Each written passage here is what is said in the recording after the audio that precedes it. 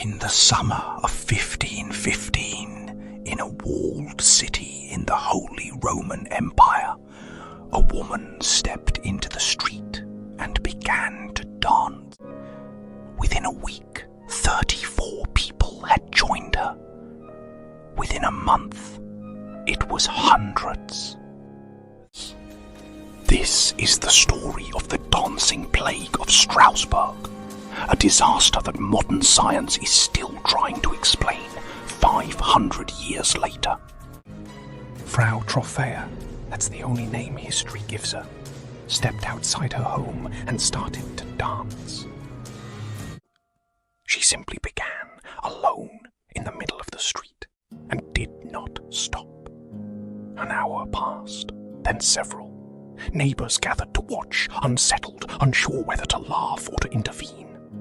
By nightfall, she was still going, her body soaked through, her feet raw and bleeding through her shoes.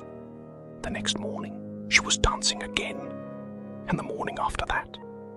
Contemporary accounts, including the physician and astrologer Paracelsus writing decades later, and city chronicles from Strasbourg itself, describe her dancing for somewhere between 4 and 6 days, almost without meaningful rest, her body driven by something no one present could identify. By the end of that first week, 34 other people in Strasbourg had started dancing exactly as she had, uncontrollably, compulsively, and without any music to explain it, as if something had passed from her body into theirs simply by being watched. Contemporary sources put the count at around 400 dancers at the outbreak's peak. 400 people in a city of roughly 20,000, moving through the streets in a compulsion none of them had chosen and none of them could explain or control. Frau Trophea's name survives in the record almost by accident.